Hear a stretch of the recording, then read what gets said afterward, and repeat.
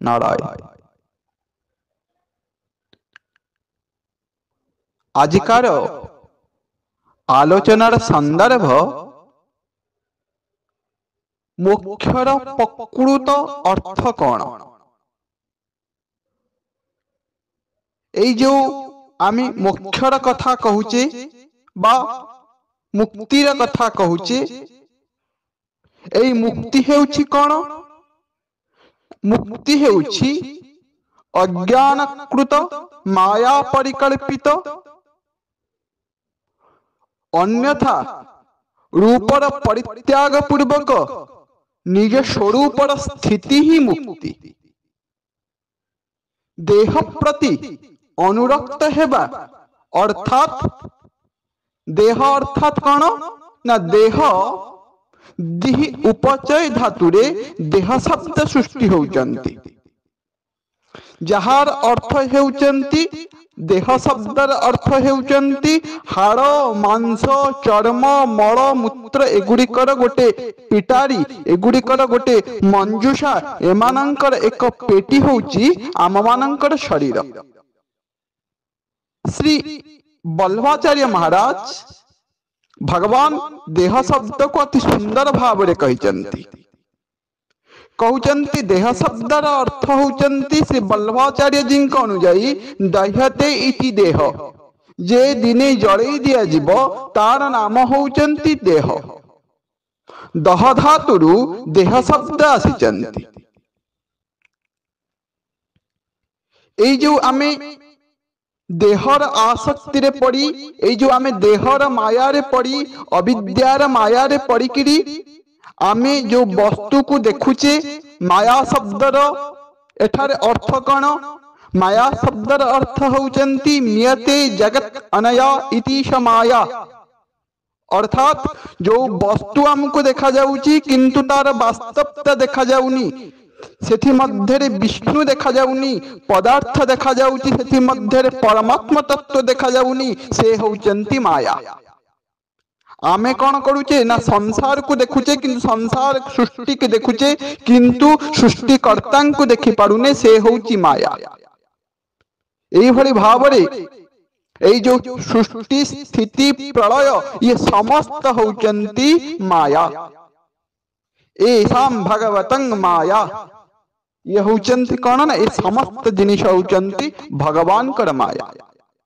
एई जो भगवान कर माया मध्यरे जेते बेले आमे यारी मध्यरे पूर्ण मात्रा रे देहाध्यास मध्यरे आमे डूबी जाउचे, ननु भयम देहाद्धि विनिवेशो भवति, जेते बेले आमे अभिनिवेश करि जाउचे सेते बेले माया कोन करूची ना आम ऊपर आसिकरी ग्रास करूची। माया ग्रास करिवा द्वारा आमे हमर प्रकृत स्वरूप को भूली जाउचे।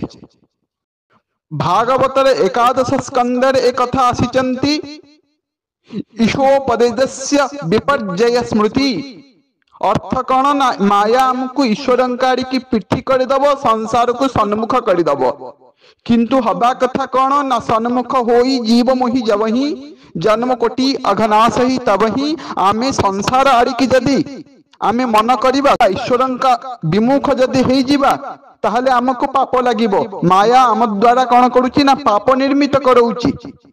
ईशोपदस्य विपर्जय स्मृति, ये आमको ईश्वरंका आड़ को पिठी करूची, संसार आड़ को मन कर दउची, निज स्वरूप को भूले दउची माया। तेणु करी आमे कौन करूचे ना अज्ञान अस्मिता अविद्या द्वारा आमे निजर स्वरूप विस्मृति द्वारा आमे संसार मध्य नाना दुख कष्ट भोग करूचे। सेति पई आमे सनातनी हिंदुंकर जीवन शैली मध्य धर्म अर्थ काम मोक्ष चारोटी पुरुषार्थर कथा आसीचंती। तांका मध्य आज आमे जो चतुर्थ पुरुषार्थ कथा आलोचना करूचे से होउचंती मोक्षर कथा। एई मोक्ष होउचंती कोन? मोक्षम इति च नित्यानित्य वस्तु विचार दानित्य संसारम सुख दुख विषयम समस्त क्षेत्र ममता बंध क्षय मोक्ष। এই जो नित्यानित्य वस्तुर विचार पूर्वक एई अनित्य संसार मध्यरु जेतेबेले आमे सुख एवं दुख एई जो विषय एहार समस्त क्षेत्र मध्यरु जेतेबेले आमे ममता एई जो आम मानकर बंधनर क्षय करिदबा सेतिकी बेले मोक्ष र परम पद परम पुरुषार्थ रे पहुंचीबो बोली आमको निरालंब उपनिषद्र 29 मंत्र कथा को जानुचे मोक्षईतिंचम नित्या नित्य वस्तु विचार दा नित्य संसार सुख दुख विषय समस्त क्षेत्र ममता बंध क्षय मोक्ष ये होचंती मोक्षर परिभाषा।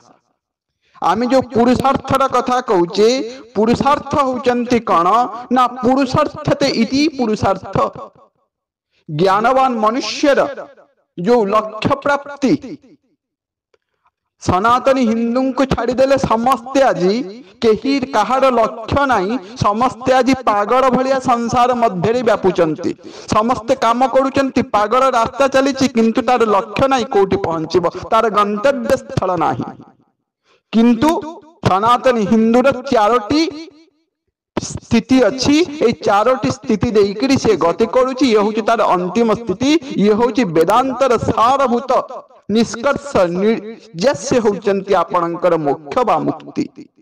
आमर ए जो चारोटी कथा आमे कहूचे धर्मार्थ काम मोक्ष इच्छे आत्मन जो माने प्रकृत संसार मध्य देवता तुल्य लोक से माने संसार मध्य चारोटी गति देकरी आमे माने गति करुचे स्थिति देकरी आमे माने गति करुचे एई जो चारोटी स्थिति धर्मार्थ काम मोक्ष धर्म अर्थ काम मोक्ष एई जो पुरुषार्थ अंतर्गत मानव जीवनर चरम लक्ष्य प्राप्ति आज सनातनी हिंदू को गरिमामय करिछि। मोक्ष शब्दर जो आमे आलोचना करुचे ए मोक्ष शब्दर व्युत्पत्ति मृगमोचने धातुरु तीन प्रत्यय हे करी मोक्ष शब्द सृष्टि हेचंती।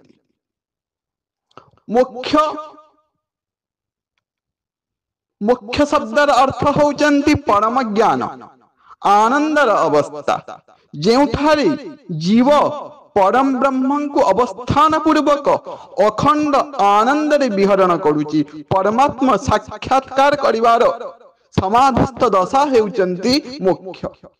मोक्ष होचंती पूर्णतार स्थिति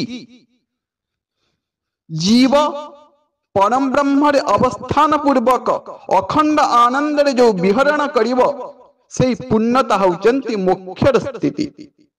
ऋग्वेद रे अति सुंदर कथा आसिचंती ऋग्वेद रे कहउचंती मुंचंती पृथक भवंती जना जस्यासा मुक्ति एई जो संसार बंधन रे मुक्त हेबा ही मुक्ति। सांख्य दर्शन अनुसार जीवर एई जो प्रकृति गुड़िक आम मानकर जो प्रकृति अच्छी क्रोध कहतु काम कहतु लोभ कहतु यही जो सब प्रकृति गुड़िक यही प्रकृतिर जो निवृत्तावस्था जेते बेले प्रकृति गुड़िक निवृत्ति हो जाउचंती तांकु सांख्य दर्शन रे मोक्ष कहि जानती। एई कथांकु ज्ञानी पुरुष माने एकांतिक शाश्वत अवस्था को जो पाई परिबे प्रकृति को जेते बेले पुरुष देह रे लीन करि परिबे सेते बेले तांकु मोक्ष प्राप्ति बोली सांख्य दर्शन कहउचंती। प्राप्तिम शरीर भेदे चरितार्थत्वात् प्रधान निवृत्ति एकांतिक मात्यंतिक मुभयम कैवल्यम अपनोति। ए होचंती सांख्य दर्शन अनुयायी मोक्षर परिभाषा। मुंडक उपनिषद रे मोक्षं को आहुरी सुंदर भाव रे कहउचंती अति सरल भाव रे कहउचंती। मुंडक उपनिषद कहउचंती यथा नद्यास्पंदमाना समुद्रंत गच्छन्ति नाम रूप विहाय तथा विद्वान नाम रूपान विमुक्त परात्पर पुरुष मुपेति दिव्यम। जेमिति नदी समुद्र मध्य पड़ी निजर यथा नदीनां बहम्बाबुवेगा समुद्रमेवाभिमुखा द्रवन्ति। जेमिति समस्त नदी समुद्र मध्य पड़ी निजर नाम रूप को लीन कर दौचंती, जहां को आमे सायुज्य मुक्ति बोली कहूचे। गोटे बिंदु पानी, गोटे बिंदु काकर बुंदा जो ओस सी सूर्य किरण आसीबा मात्रे के आपणकर उड़ी जाउछि, किंतु सेई काकर बुंदा को नेइकरी आज जदि आपण समुद्र रे पकई देबे, सी अनंत काल सूर्य तांकु ताप देले भी से आज नष्ट होउनी। मुक्ति शब्दर अर्थ होचंती जेतेबेले मृत्यु उपरे विजयतार वार्ता होचंती। मृत्यु उपरे किभली भाबरे आमे विजयता प्राप्त करिवा, सेतेबेले आमर सनातनी ऋषि माने जो माने प्रकृत वैज्ञानिक सामवेद रे जहांकु ऋभु बोली कहा जायचंती। वैज्ञानिक आमे जहाकु आम भाषा रे वैज्ञानिक कहूचे, वेदांत जहांकु ऋभु बोली कहउचंती, सेई ऋषि आज कहउचंती जे किभली मृत्यु उपरु किभली विजय प्राप्त करिवो, सेथि पई से जो अवस्था बाहर करिचंती, स्वरूप बाहर करिचंती, ता ना होचंती मुक्ति। एई मुक्ति की पाइबा पाइंका हेले भगवान कृष्ण को पचरा जायचंती, मुक्ति पाइबा पाइंका कोन साधना करिबा उचित। अनेक साधना अछंती, अनेक शास्त्र मध्य रे आमे कोन साधना करिबा उचित। सेतेबेले भगवान कहउचंती ध्यान योग होउची मोक्षर मुख्य साधना। ध्यान जनित सुख रे संपन्न होई गले आमे जेतेबेले ध्यानस्थ अवस्था को जेतेबेले जिबा, जेतेबेले आमर समस्त दुख सुख को आमे जेतेबेले देखि पारुचे, केवल खाली साक्षी भाव रे देखुचे, दुख सुख जेतेबेले नष्ट हेई जाउची, सेतेबेले जीव निर्वाण पद रे पहुंची पारुची। भगवान श्री कृष्ण कहउचंती सुखेन तेन सई उक्त रश्यते ध्यान कर्मणि गच्छन्ति योगिनम हेव निर्वाण तन्निरामयम्। अद्वैत वेदांत अनुଯାयी आम मानकर जो जाति, जो नीति, जो कुल गोत्र, आम मानकर वर्ण, एई जो समस्त दोष गुड़िक यारी मध्यरु सुख दुख शुभ अशुभ भल मंद ए समस्त जिनिसर अतिक्रमण, ए समस्त जिनिसरु आपण रहित है विषयर ऊर्ध्व को जाइकरी जेतेबेले जद ब्रह्मा जो ब्रह्मांकर कथा ये करा जाउची, से ब्रह्मांकर जो साक्षात्कार आपण करिवे, जद ब्रह्मां तत्वमसि, जो ब्रह्मा को आपण देखुचंती से ब्रह्मा होचंती आपण, से आत्मा होचंती परमात्मांकर स्वरूप। अद्वैत वेदांत रे जो कुहाइचंती जीव ब्रह्मेव ना परम, जीव ब्रह्म ठारू कोनोसी प्रकार अलगा नुह, एई कथा होचंती मोक्षर अति सुंदर तात्पर्य एवं मोक्षर मुख्य परिभाषा होचंती जीव ब्रह्मेव ना परम। जीव ब्रह्म मध्य रे कोनोसी प्रभेद नाही।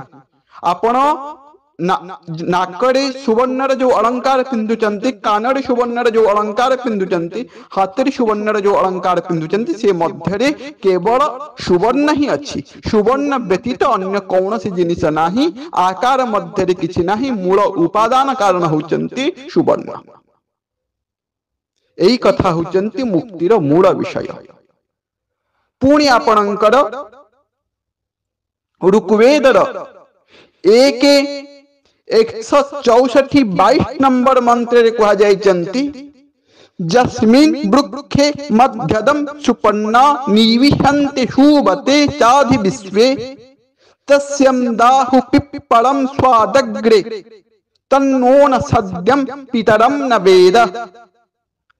ऋग्वेद कहउचंती एई मोक्षर स्वरूप होउची कौन ना, एई संसार रूपक जो वृक्ष, एई संसार रूपक वृक्ष मध्य रे प्राण रस को पान कला वाला जीवात्मा अछि। एई जीवात्मा मुख्य कार्य होउची प्रजा वृद्धि। एई जो प्रजा वृद्धि रे समर्थित जो जीव,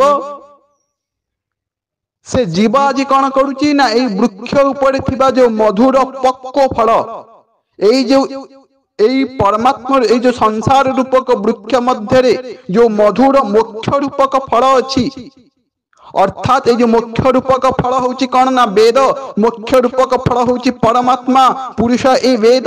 ये जो परमात्मा को जे पर्यंत जीव जानी पारिनी से पर्यंत सी मुख्य रूपक फल मध्यरु बा से आनंद सी वंचित अच्छी। यही परमात्मा को जेते बेले जीव जानी पारिबो सेतिकी बेले ता पाखेरे मोक्ष घटित हबो। पुणी आपणकर कुहा जाउचंती मोक्ष को पुणी आहुरी सुंदर भाव रे कहउचंती कठोपनिषद अनुଯାयी। आज मोक्ष शब्द को बहुत समय मिली, आज मोक्ष शब्द को किछि शास्त्र सिद्धांत अनुଯାयी आज आम आलोचना करिवार विमर्श करिवार समय। आज आपणकर कठोपनिषद रे जो श्रेय प्रेय विवेक आपण देखिबे, प्रेय श्रेय को जो नहीं जाउचंती आमको ऋषि जेते बेले आम मानकर मन प्रलोभन द्वारा लोभित न होई सर्वोच्च प्राप्ति निमित्त ईश्वर प्राप्ति निमित्त शिव संकल्प करुची। ए आम मानकर दृढ़ प्रतिज्ञ मन आत्मानुसंधान पूर्वक निजर स्वस्वरूप सत्य दर्शन करुची।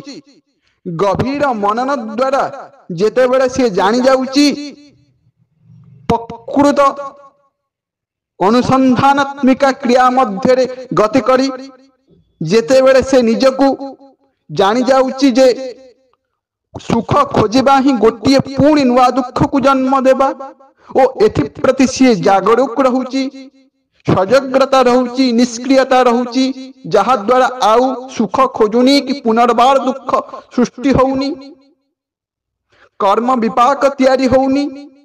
से जो मोक्षर रास्ता जहा को आम मानकर शास्त्र मुमुक्षा कहउचंती, मुमुक्षार पथिक आमे होउचे आमर शेष इच्छा होउचंती कौन ना मोक्ष।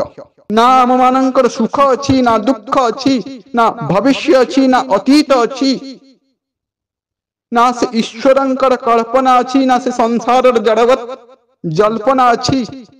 ए समस्त मोह तु जेते बेला आमे मुक्त हे जिबा, इच्छा कामना रु जेते बेला आमे मुक्त हे जिबा, से अनंत चैतन्य सह जेते बेला आमे एकाकार हे जाउचे, जेते बेला आमे तारी संगरे नाचुचे, नृत्य नर्तन एक हे जाउचंती, सेतिकी बेले आम मानक मध्यरे मोक्ष मुक्ति निर्वाण स्वात्मन्य अवस्थानम मोक्ष यहाँ को तैतरीय उपनिषद 1:11 रे कहिचंती ब्रह्म भावस्य मुख्यम। से जो ब्रह्म भावना होचंती मोक्ष, ब्रह्म एव ही मुक्तम, केवल ब्रह्म मुक्त तमे ब्रह्म है कि जीव तमे मुक्त है जीव, ब्रह्म जे पर्यंत न होइचे से पर्यंत मुक्तावस्था सिबनी।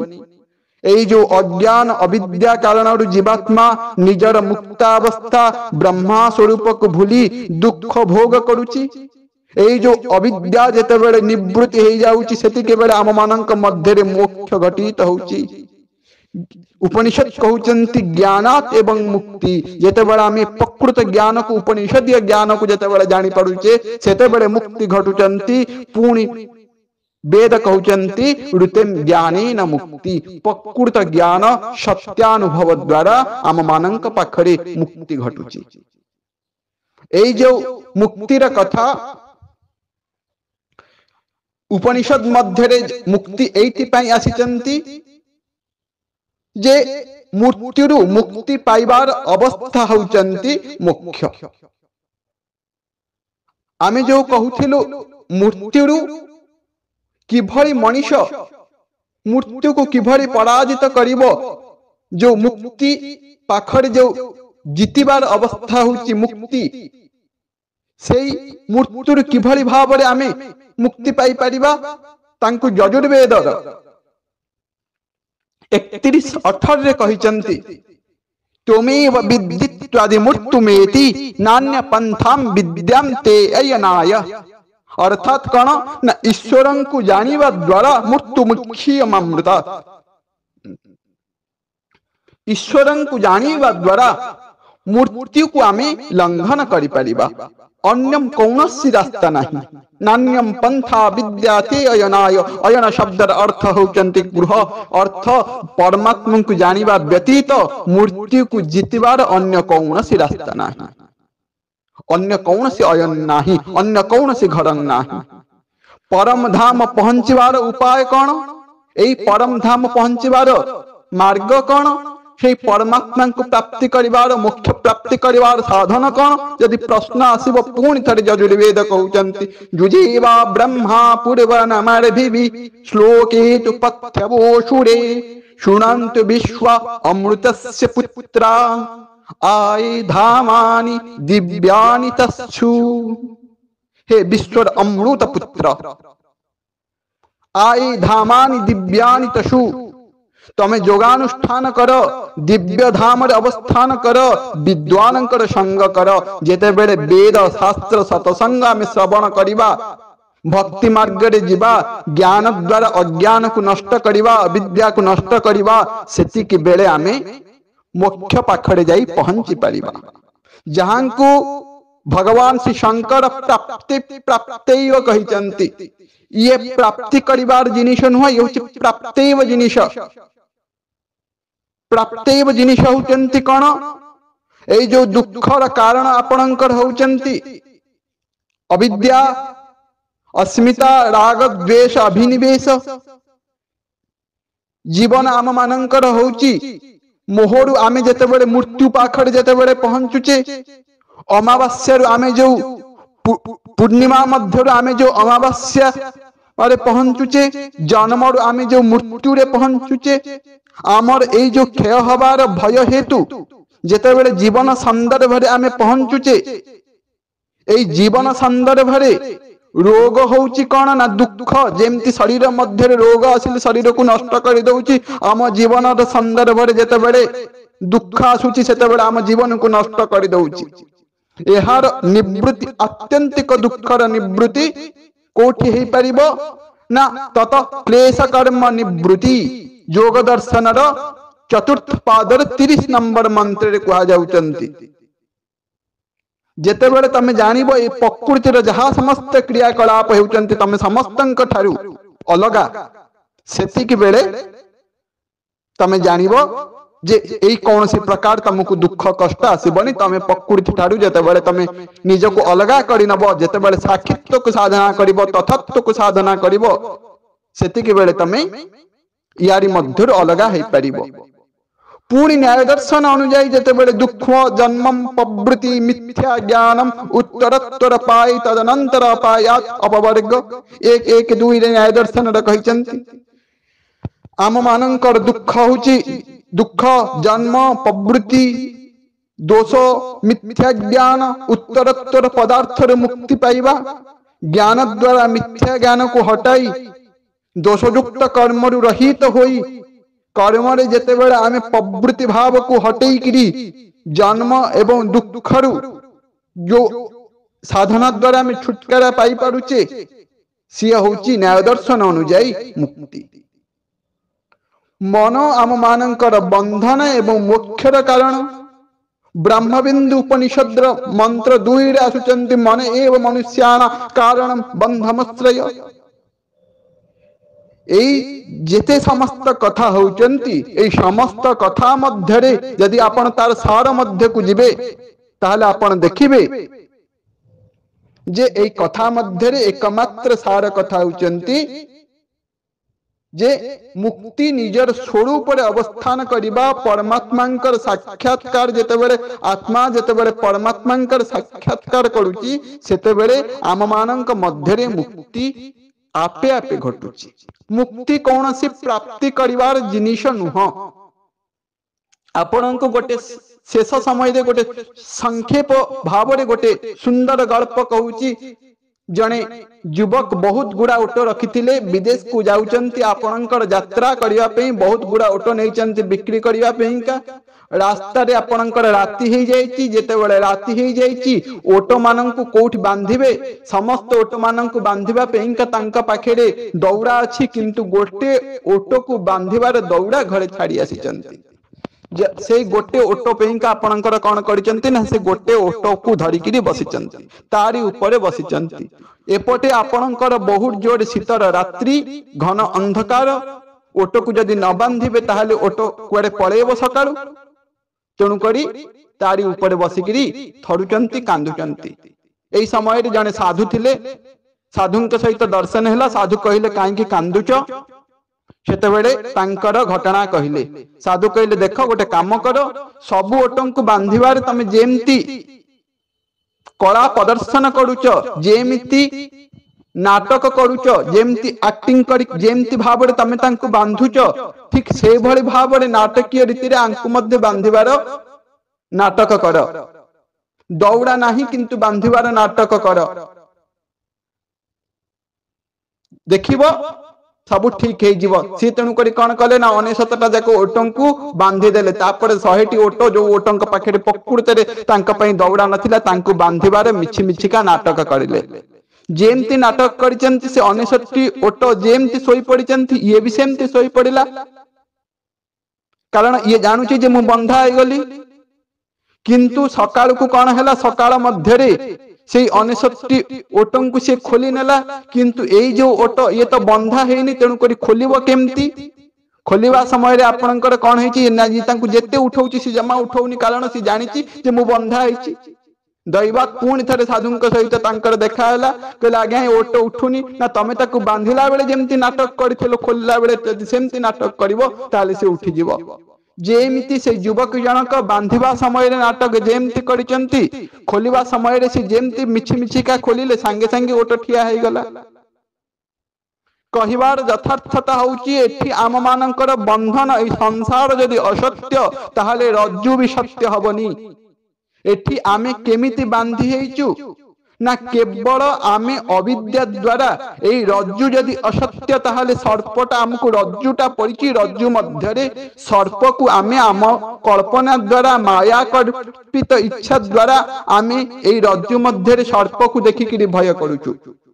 जदि आम पाखे ज्ञानालोक आसिक पहुंची जीव, ए उपनिषद वेदांत जदि आसिक पहुंची जीव, ताहले आमे जानि परिबा संसार असत्य, एठी बंधन बोली कौनसी जिनस नाही। मुक्ति होउची आम मानकर प्रकृत अवस्था, जहां को आमे पाई एई मंत्र को आमे पाई, एई मूर्ति रु आमे अमृतत्व को आमे जाई पहुंची जीवा। जीव आ 84 लाख जोनि भ्रमण करिवनी, गोटिए थररे तार निर्वाण मुक्ति की से पाई गला।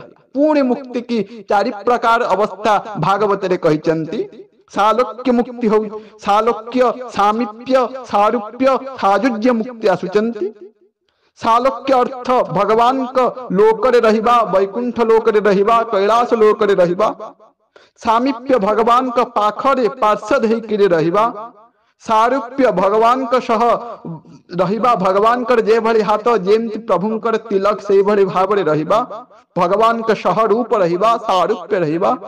पूरी साजुज्य मुक्ति होचंती भगवान का पाखरे लीन हे जीवा। लीनम परे ब्रह्मणि जस्य चित्तम, ए भली भावरे मुक्ति आम सनातन शास्त्र मध्य रे अति सुंदर भावरे आसिचंती। जहां को पाइकिरी जीवर आउ कौनसी प्रकार ए साधना द्वारा आउ ए जो पुनरपि जन्मम पुनरपि मरणम, ए जो दुखालयम शाश्वतम, ए संसार मध्य को ताकु आसीबा को होउनी। ए भली भावरे मुक्तिर कथा अति सुंदर भावरे सनातन शास्त्र मध्य रे वेदम उपनिषद मध्य सुंदर भावरे वर्णित अछंती। पुणी एहांकु परवर्ती समय रे केबे आपण मानक प्रश्न अनुଯାयी, आपण मानकर जदि एई कथा मध्य रे कौनसी प्रश्न थाए, कौनसी जिज्ञासा थाए, आपण माने जिज्ञासा करि पारंती। पुणी आपण मानकु परवर्ती अवस्था रे आपणकर जिज्ञासा अनुଯାयी पुणी तार उत्तर को नै पुणी आपणक पाखरे उपस्थित हेबी नारायण। ओम हरि नमः। शांति शांति, हरि ओम शांति।